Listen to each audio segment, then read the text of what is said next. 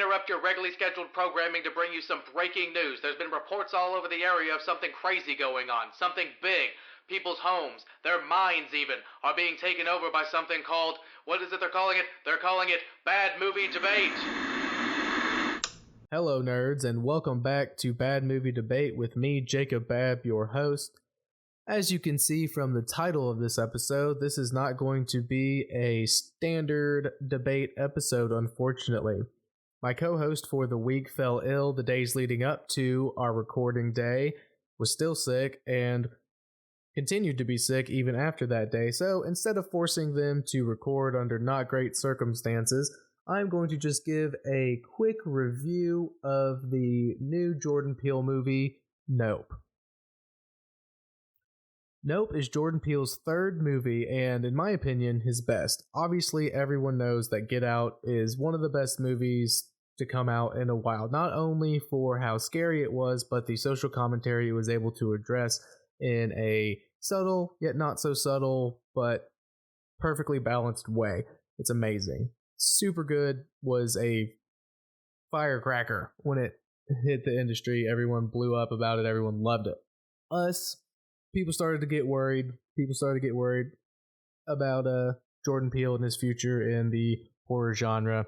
I can understand why they were worried. It definitely wasn't as good as Get Out, but it was still really good compared to a lot of the horror that had been coming out recently, so I'll forgive him for that. Now, Nope, though, is probably the best movie he's put out so far, in my opinion. I just think the tension and the way the story plays out is so well crafted, and this man definitely did his research, but we'll get into that and what I mean about that here in a little bit. But first, as always, as we will always be doing on this show, we're going to go over some Rotten Tomatoes and all that scores. So Rotten Tomatoes gives it an 83 certified fresh by the critics, and the audience 68. IMDb is 7.1. Metacritic is 77, and their user score on Metacritic is 6.4. So pretty evenly spread across those three about everybody's opinion. Critics like it more, users and audience not so much, but still pretty high. So definitely worth a watch no matter what. Now this movie, we get to see the triumphant return of Daniel Kaluuya to Jordan Peele and his messed up mind.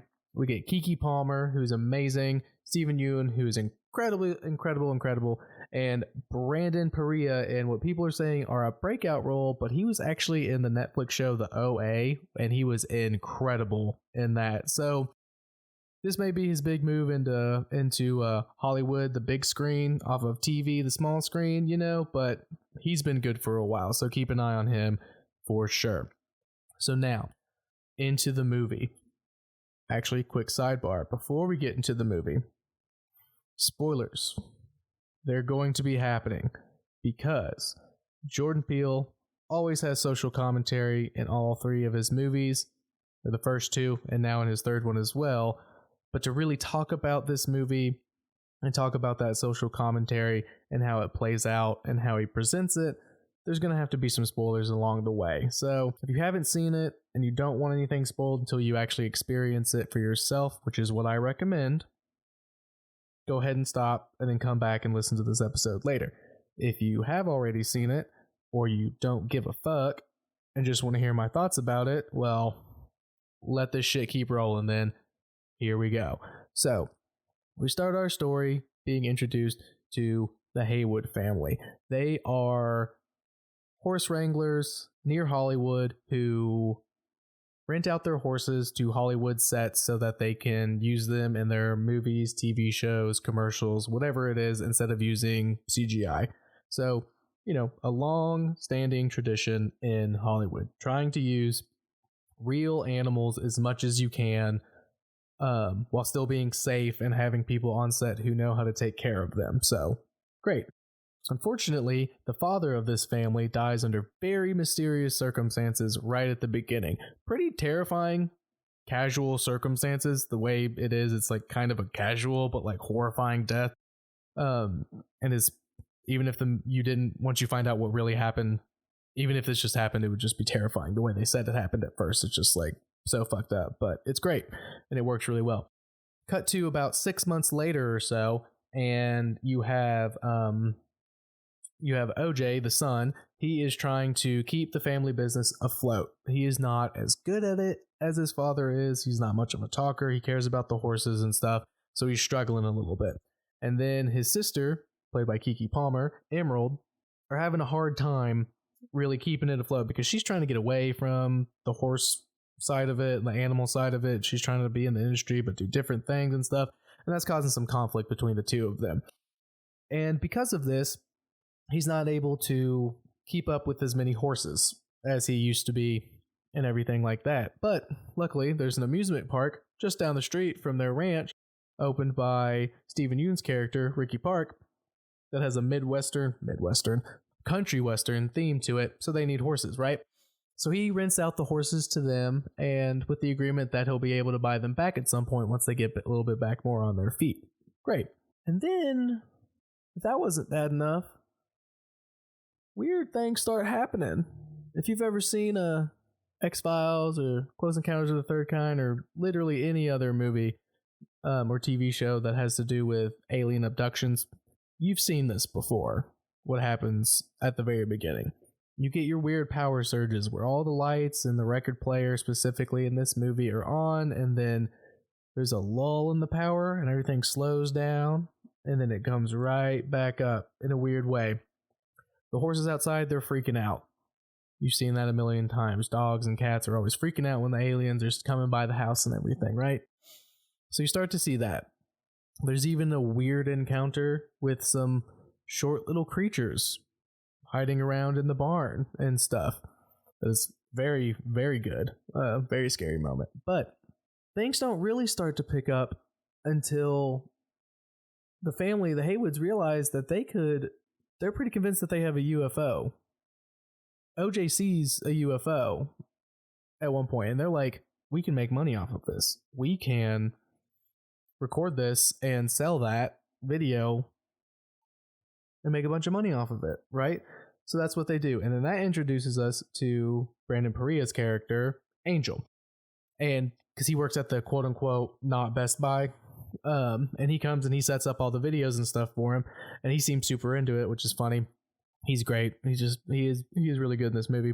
So they set out to try and capture the first high-quality video of a UFO so they can sell that and make a bunch of money that way, and then keep the family business afloat.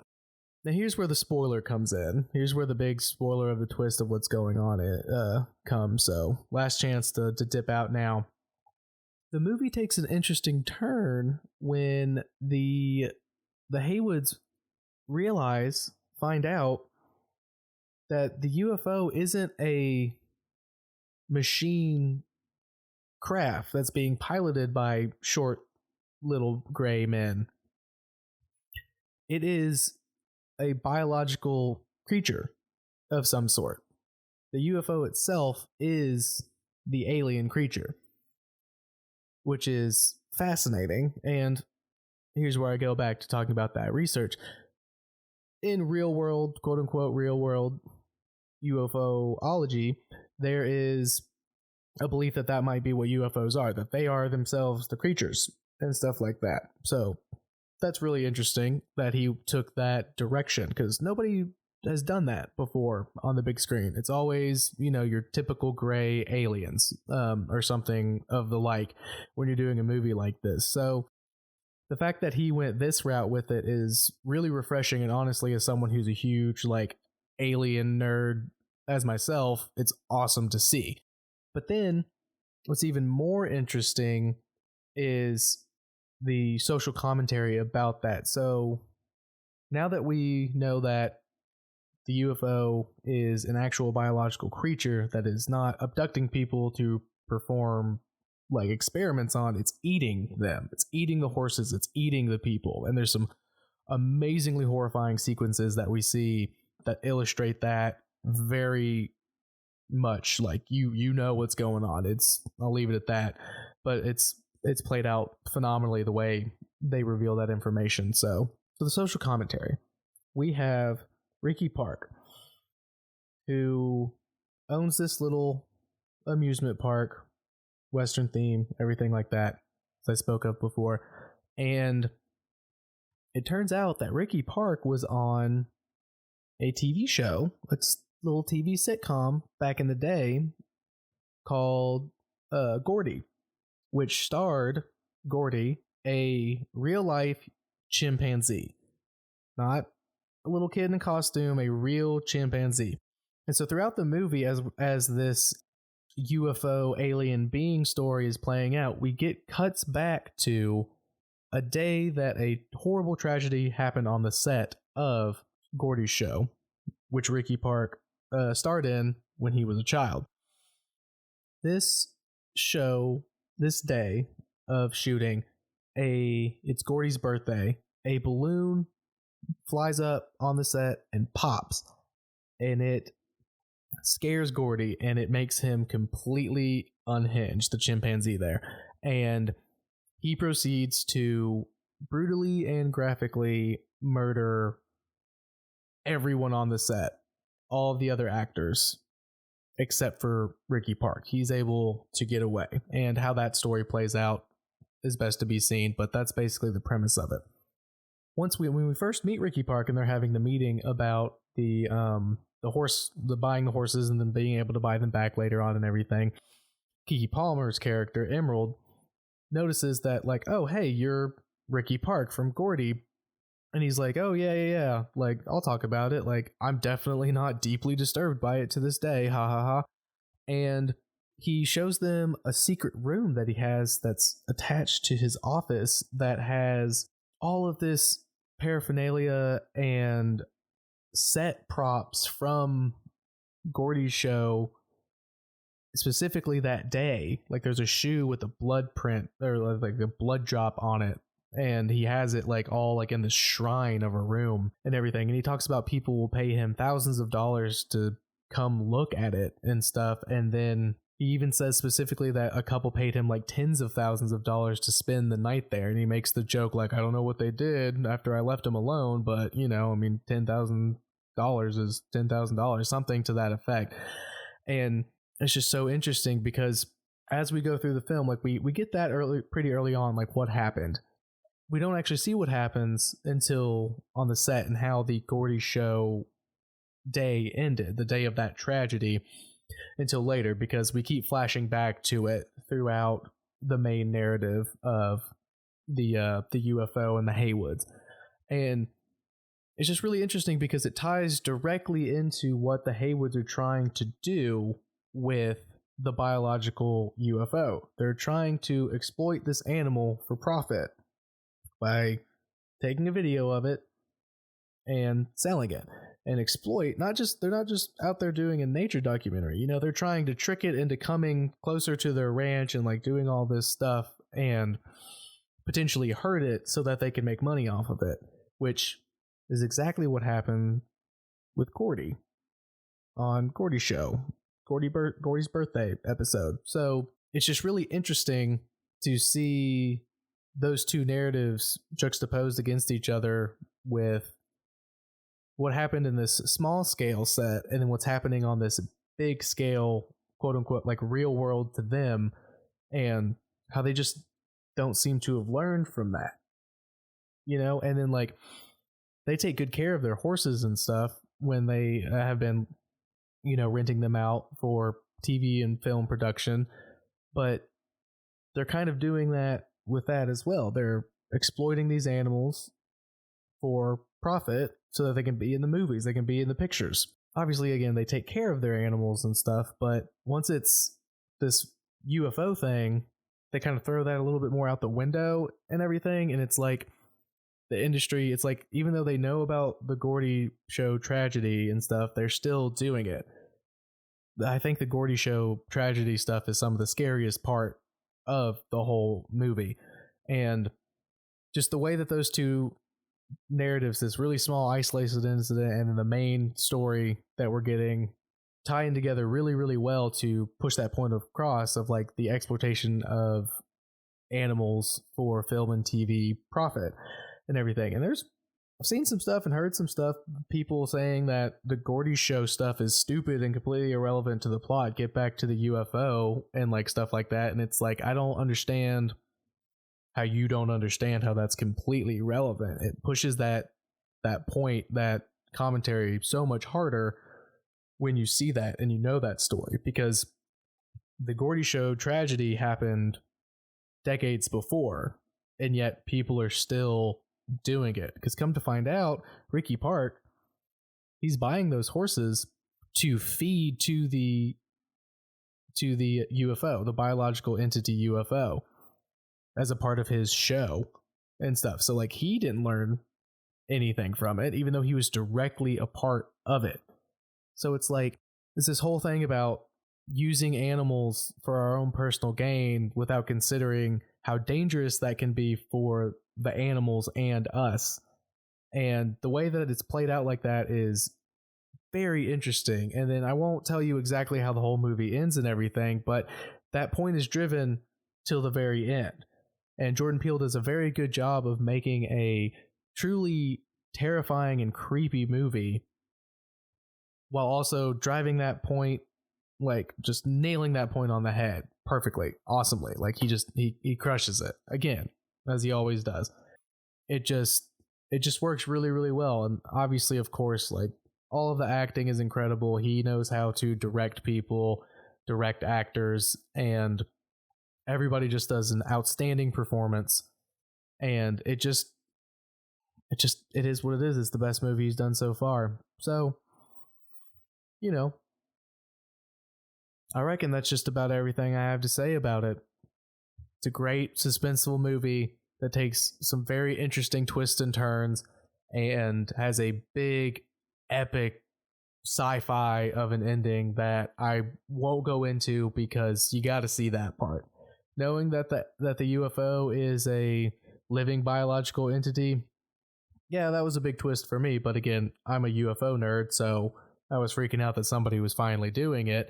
But the way it ends and like that whole, it's a very huge cinematic sequences at the end in the third act that are just awesome and work so well. And I can't wait to see what he's going to do after this. I hope he, apparently, I was just seeing that there may be some more Nope stories. Like, he may kind of keep the Nope story going a little bit. And I really hope he does, because this one's just amazing.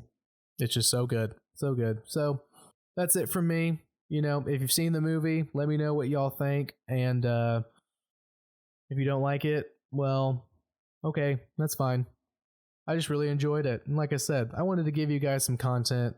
Didn't want to leave you hanging for an extra week. So hopefully next week we'll be back to our regularly scheduled programming. I'll have that next debate ready to go for you guys, and then we'll have them coming out pretty regularly from there. I'll be doing more of these reviews on newer movies and stuff. Maybe even talk about some older things that I like and just want to give across. So just in case there's any hiccups of scheduling or trying to record with for the actual debates and stuff like that. So don't worry, guys. I'm going to try to keep consistently putting out stuff for everybody to enjoy one way or another. But obviously, we'll be getting back to the debates the next time. And be sure to follow on Twitter and Instagram. That's at Bad Movie Debate on both. All one word, all lowercase, no underscore, no dashes, no none of that nonsense. Bad Movie Debate.